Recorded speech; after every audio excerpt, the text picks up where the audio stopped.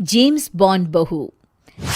गंगानगर में सुमन अपने बेटे योगेश, बहू मीना और बेटी शीला के साथ रहा करती थी। मीना ने लॉयर की पढ़ाई की होती है और वो जॉब करना चाहती है। सुनो जी, मुझे एक डिटेक्टिव एजेंट के यहाँ जॉब मिल रही है। जॉब? वो भी डिटेक्टिव का? अरे ओ बहू, कोई जॉब करने की जरूरत नहीं है। अरे तुम जॉब करोगी तो घर का काम कौन संभालेगा? मीना घर के कामकाज पर ही ध्यान देने लगती है। सुमन भी उसे काम पर लगाए ही रखती है। इधर शीला कुछ ज्यादा ही वक्त कॉलेज में बिताने लगती है।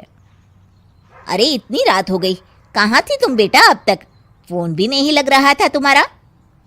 माँ, वो हमारी एक्स्ट्रा क्लासेस चल रही है ना, और फोन की ना बैटरी खत्म हो गई थी।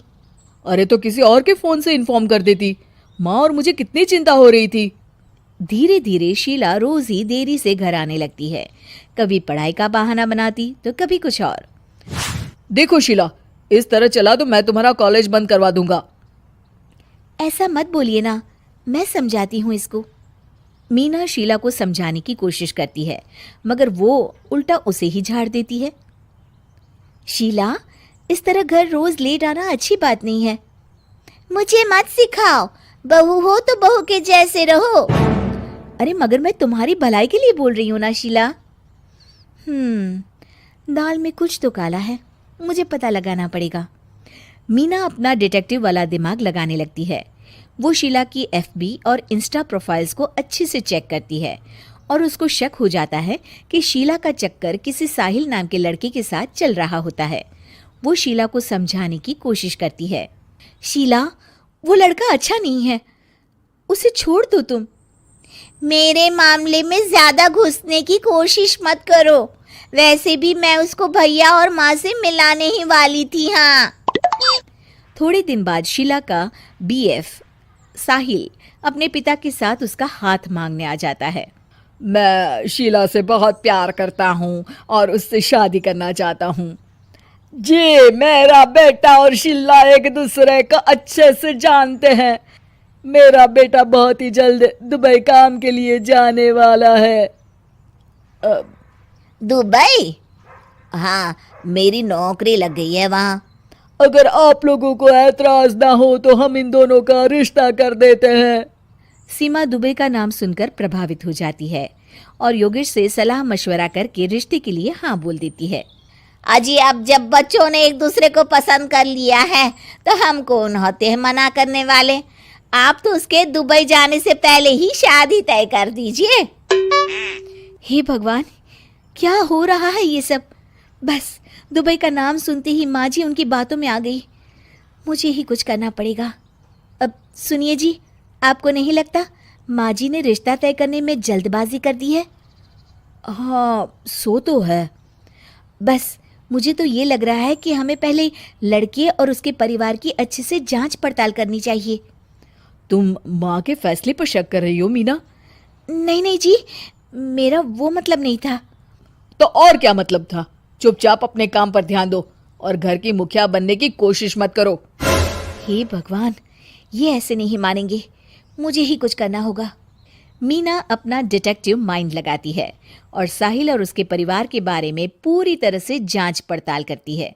तभी साहिल के पापा उनके घर कॉल करते हैं। जी, वो साहिल की दुबई जाने की टिकट करवा रहा था। अगर आप हाँ बोले तो शादी होते ही शीला भी उसके साथ ही दुबई चली जाएगी।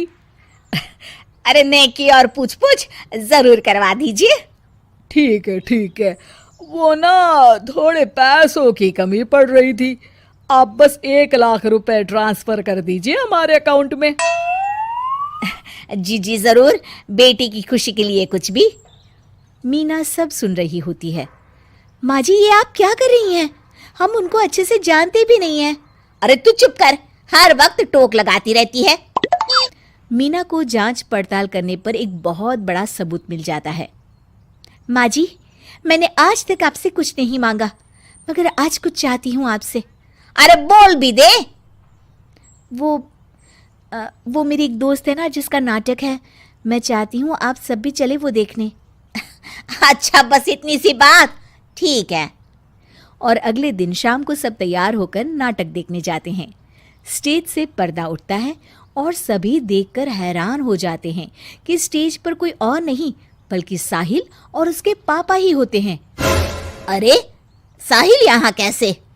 माँ जी, वो साहिल नहीं मयंक है और उसके साथ उसके पापा नहीं बल्कि सह कलाकार सिद्धार्थ है, जिसे वो अपना पापा बनाकर हमारे घर ले आया था और वो नाटक कंपनी में ही काम करता है।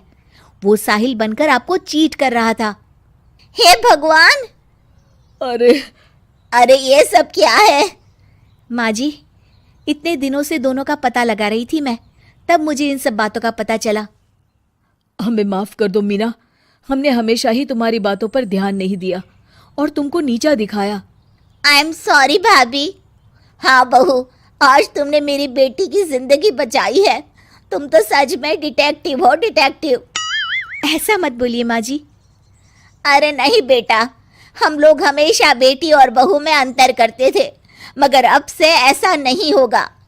अब से तू अपने पसंद की जॉब करेगी और एक डिटेक्टिव बनेगी, हमारी बहू जेम्स बॉन्ड।